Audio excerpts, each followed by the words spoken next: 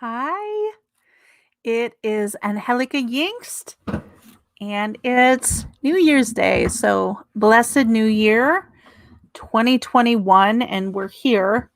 We got here. We made it. We should be really proud of ourselves. We got through 2020.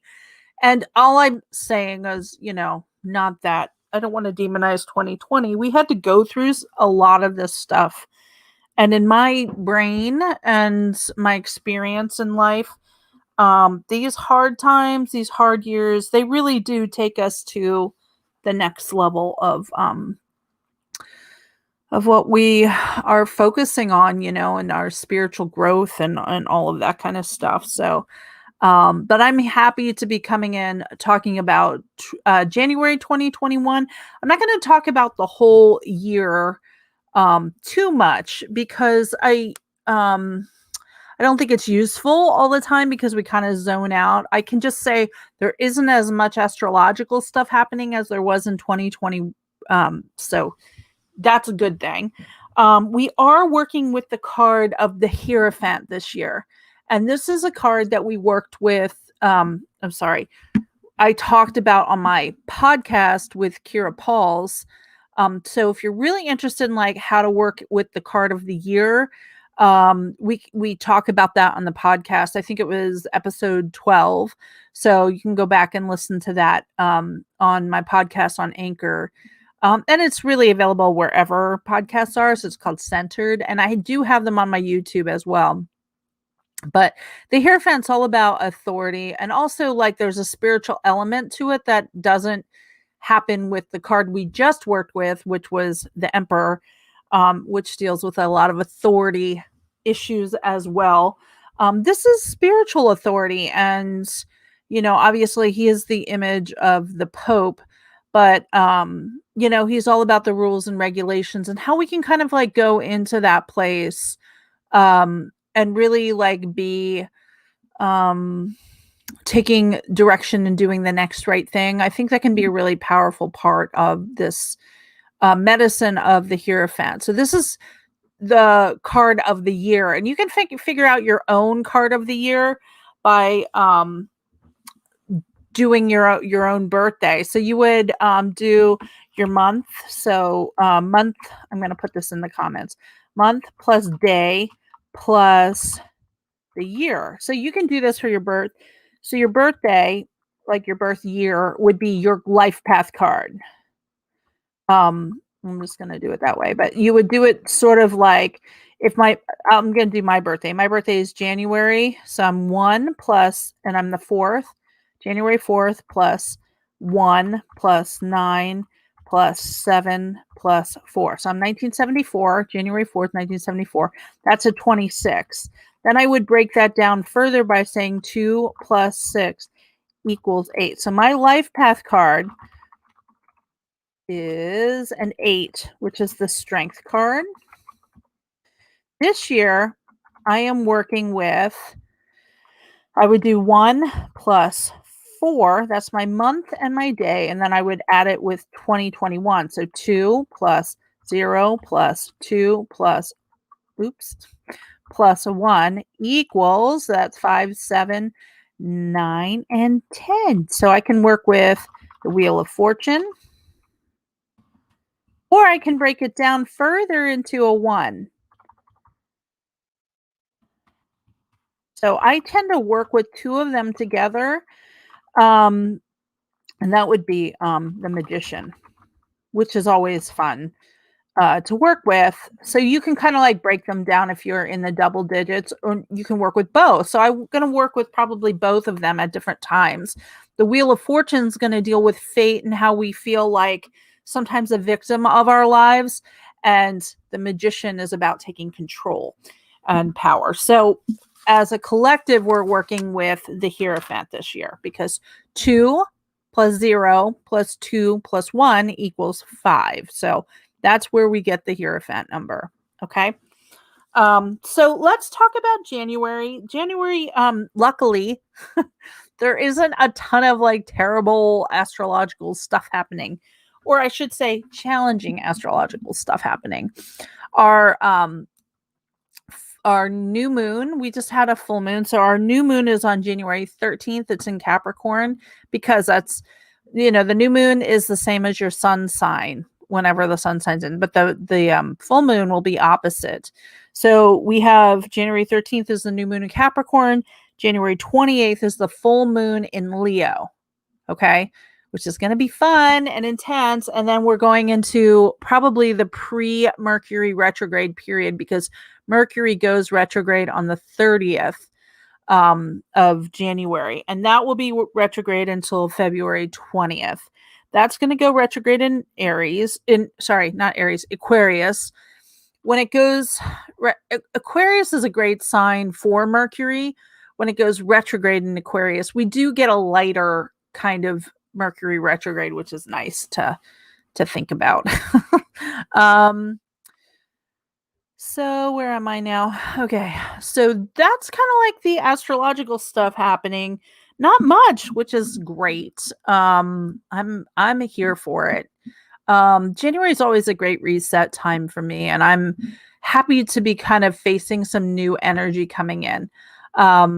So that's kind of where we are with Astro. If you're here, just say hi.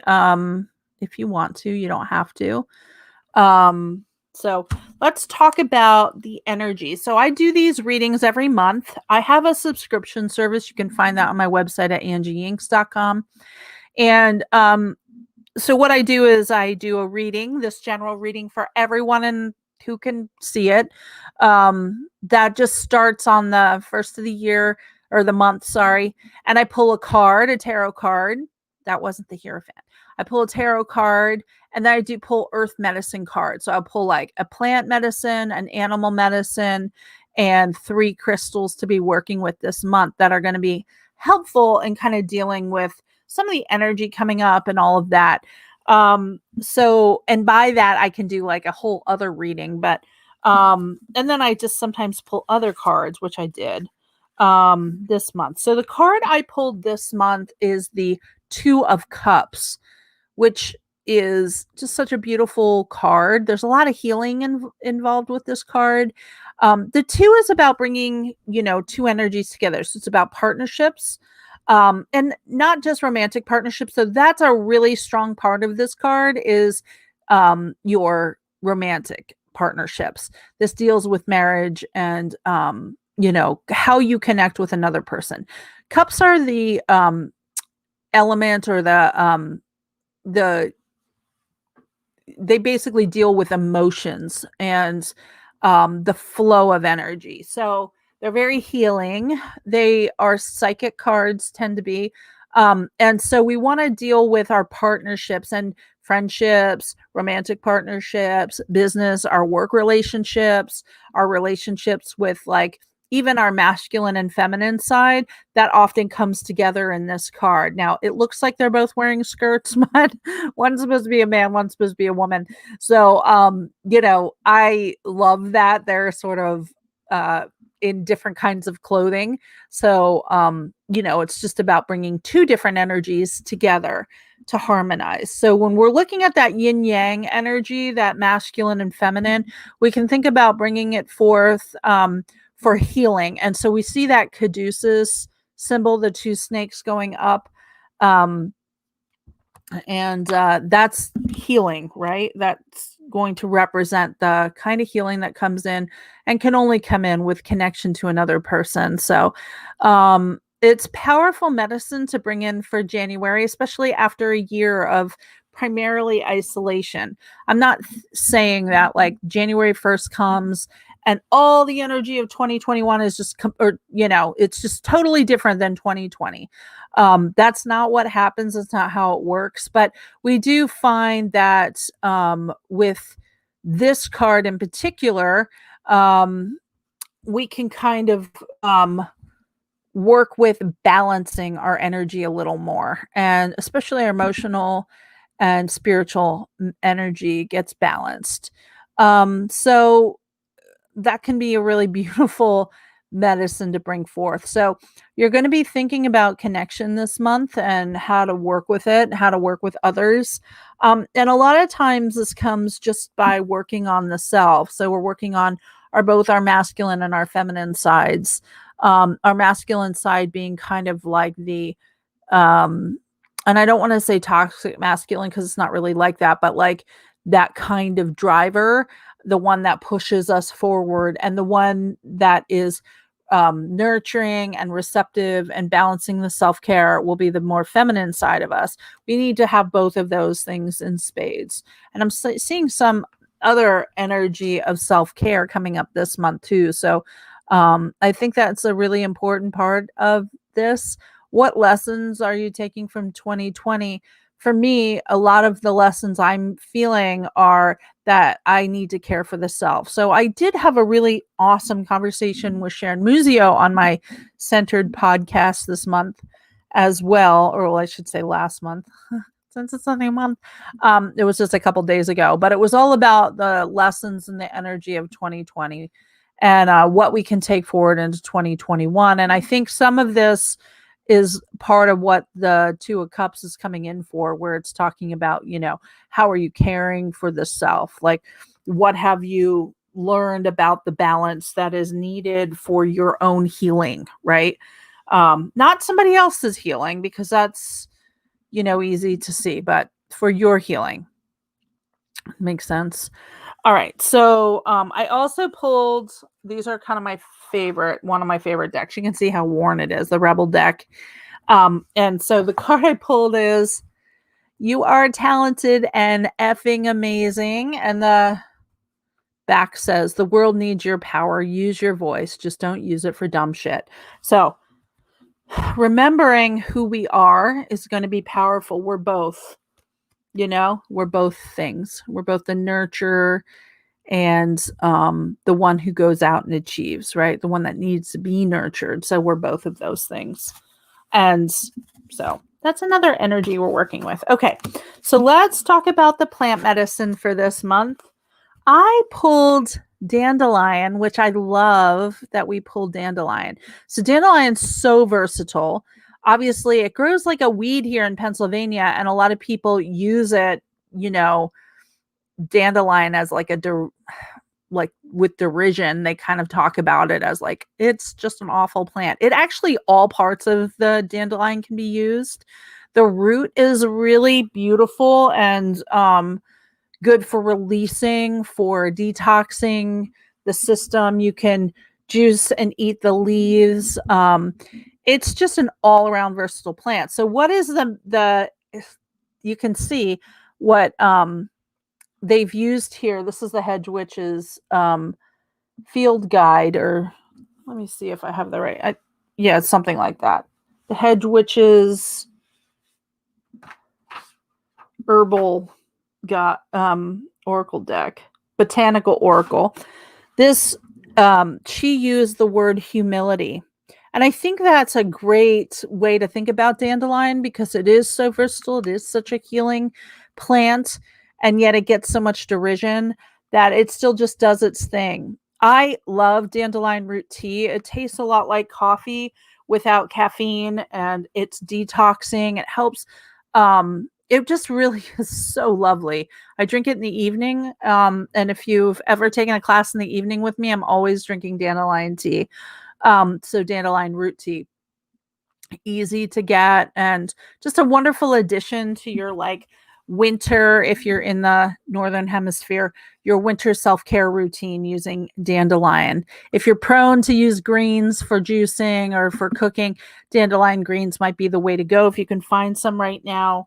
Plant medicine in the winter is very different. We're using roots, and we're using things that will last, that we have preserved. So using dandelion should be pretty easy. Let's talk about the crystals and the crystal medicine, the rocks and stones. Our first one is Tourmaline Quartz. So this is quartz, and I don't know if you can see this very well. It's quartz with the little threads of tourmaline going through. This is one that's been cut and polished into a little tower here. But tourmaline quartz is such a lovely gift of a stone, because it brings forth the energy of the quartz, the clear quartz, and of the black tourmaline together. And black tourmaline is so protective, and that clear quartz is going to amplify all that protective energy of the tourmaline quartz. So I'm loving that we're getting this. So you can use tourmaline quartz for protection. It's really lovely to be using in grids. It's good for amplifying transmutation work. So if you're trying to change like a thought, a feeling, an emotion into a new one. Okay, so what do I mean by that? Well, I would like to say transform not enoughness into feeling like I belong, or feeling like I am worthy. You might want to use tourmaline quartz for that. In this deck that I'm using, which is the Species by the Thousands deck, she uses the word simplification for tourmaline quartz. So just keeping things simple. I cannot speak highly enough about tourmaline quartz as an alternative. If you really struggle with deep dark stones being too grounding and too much, too low vibration, too heavy. Now I'm an earth sign, so I never suffer from that. But if you're someone who does, tourmaline quartz is a great alternative for that, because it has that higher vibration energy and lifts you up. Okay. So tourmaline quartz is our first energy for the month. Lodestone is our second one. Now this is a giant lodestone. Yay, Lodestone. I use this in every single healing session I do. Lodestone is sometimes called magnetite. They're the same stone, but they're different. So Lodestone is magnetic. You can see I put a little paper clip on there. So it is working with basically the energy of the earth. So it's naturally magnetic. It isn't created that way. And it's kind of like what the center of the earth is like. This is used in magical work for attracting what you want. So it's great for any luck spells, any attracting a partner spells. So remembering that, because we're working with the Two of Cups, if you're working and wanting to attract a partner, you can be doing that this month. That's a wonderful card to guide you for that. And Lodestone is a wonderful ally for that work, attracting friends, attracting relationships, attracting a job that you might want. So this is a really, really big Lodestone. This is a normal size Lodestone, and you can find those basically in your magical herbal section of the like metaphysical shop. You'll find them like in a little package, and it'll just say like either magnetite or lodestone, and it attracts, and you'll see it with like iron filings on it. That just shows you that it's magnetic. You want to use a magnetic stone because it's the attraction part. And so like that magnetic hematite that you might see, that's not real. That's not from the earth magnetized. It's magnetized by humans. So working with lodestone is quite a bit better in terms of attracting what you want. So yeah, the word they used for lodestone is luck. But I like to think of it as that magical push that we do as witches and brujas and magical wise women. Or wise men, whoever you are, if you're a sage, you can work with lodestone. So I love these two together. It's a powerful gift to work with tourmaline and lodestone. They both are incredibly powerful. And our third stone this month is Iolite. So Iolite is, it's actually called the Witch's Stone Iolite. So I think this is a pretty witchy, magical month. Just by looking at our stone selection, Iolite it's deep purple. Now it's hard to see in here, but it's like a deep indigo or purple, and it works specifically with the third eye. Like I said, it's called the Witch's Stone because it's a wonderful guide for magical workings. It's really good for releasing all kinds of stuff, like even weight. People use Iolite with sunstone for weight loss, but it's really wonderful for transformation, for visioning what you're wanting to go through. So if you're doing some of that visioning work for the new year, Iolite might be a really wonderful guide. I loved these three together: Iolite, Tourmaline Quartz, and Lodestone. It just has a wonderful kind of symmetry of the magical workings of transmutation. Maybe I shouldn't say magical workings, alchemy, right? They transform things, they attract things, they take one form and transform it to another. And that's what transmutation and alchemical work does. So I'm loving these three together. And so, yeah, there we go. Tourmaline Quartz, Lodestone, and Iolite. Oh boy. And now let's talk about our animal guide for the month. And we have Bear this month, and I called in Bear in December for basically, I did a self-mothering with Bear journey. And when I sat with Bear this morning, as Bear came forth, and I said, well, what kind of journey do you want? I should say, Grandmother Bear said I should use the same journey, because that journey was all about self-care and self-mothering. So we're going to learn how to care for the self. In that journey, many bears came in different ways. And when you go into the den, and start to think about what you're working with. So Bear wants to come forth to continue working with you this winter and this January, to really dial in your self-care routine and really think about how we nurture the self and take care of ourselves as adults. So working with Bear in January. And if you're part of my membership group, I'm going to be sending you that Bear journey. That's going to be your journey for this month. And I'm excited to work with Bear again, because I generally work with Bear for the West and for the autumn. And Bears came in right in the beginning of winter and now is sticking with us. And so when I pull these cards for the month, I try really hard not to be like, oh, I don't think we should use that one, I'm going to pull another one because we just did that. I feel like Bear wants to continue working with us and wants to stick around, because the medicine doesn't end when we end the journey. We sometimes have to take 2 or 3 journeys with the same, guided meditation and guided journey, so that we can get where we need to go. So please don't feel like it's like a once and done thing and, oh, this is just a like dial in. No, that's not how this works. Bear is still here. Bear's still sticking around, and Bear wants to continue working with us. So, oh, hi, Lisa. Better year for you too. I know, we'll get there. We're going to get there. I actually am very grateful for 2020. It showed me a lot of stuff I really needed to see. So these are the medicines we're working with. So we're working with Bear. We're working with dandelion for humility, but also for detox and alchemy and changing the body. And then Tourmaline Quartz, Lodestone, and Iolite.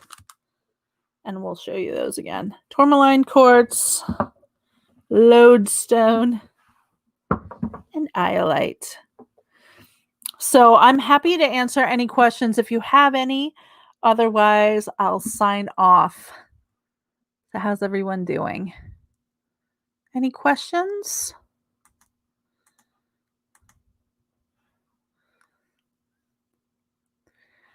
I wonder if I'm using StreamYard to broadcast, and kind of wonder if I can do both on YouTube and Facebook at some point.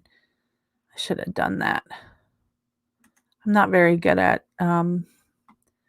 always thinking ahead. Like I kind of came in and was like, oh, StreamYard, I'm going to just use that. I forgot I had that. Okay. All right, guys, if there's no questions, I'm going to pop off and just Thank you all for tuning in, and I will see you in February 2021. Bye.